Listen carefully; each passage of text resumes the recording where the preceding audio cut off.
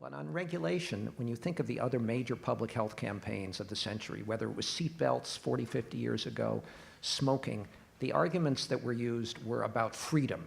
Oh, it's my freedom not to put on a seatbelt. It's my freedom to smoke. And you hear the same things now. It's my freedom to choose to eat as I do. And then these slippery slope arguments. Well, if you tell me I can't drink out of a 60-inch, a 60-ounce glass, you're next going to tell me I can't eat chocolate or I have to eat broccoli, and it's my basic American freedom is at stake. But we overcame those issues with seatbelts and tobacco. Are we going to overcome the same issues with obesity?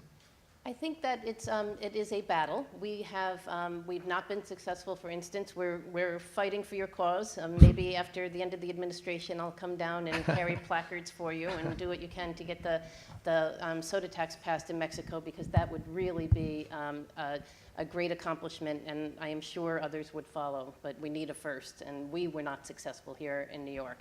Thus far, we've not prevailed on the size of the sugary drinks. I think there's a combination and a balance. You try to think about how, as a government, you can provide information and persuade. We spent a lot of time and effort on like subway and bus platform, very graphic depictions of the consequences of drinking too many sugary beverages. And so just try to raise the public awareness and counter all of the advertising that's in the environment that suggests how much happiness you'll get from doing this.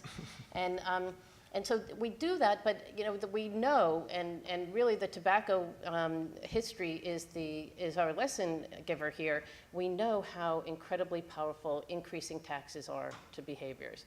And we know information helps, but it isn't the most powerful behavioral lever that you have. And so more aggressive actions that we can take are really needed in the face of an epidemic that is causing just tremendous social burden on individuals and great social costs on us as a whole, as a society. And I do think when you take a look 10 years back, the progress that's been made has been huge. So we're at the very beginning of this journey, and we find out that place matters. So the data now is overwhelming. Like in a city like ours, in most every city, if you live in one part of town, your life expectancy is 68 years old. If you live in another part of town, your life expectancy is 82 years old. So there's a social justice movement that flares up and says, hey, what's that all about?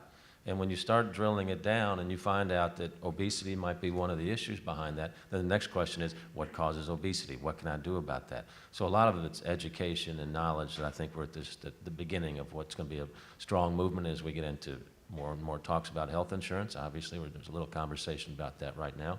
And cost, we're going to see this be a positive thing here in the near term.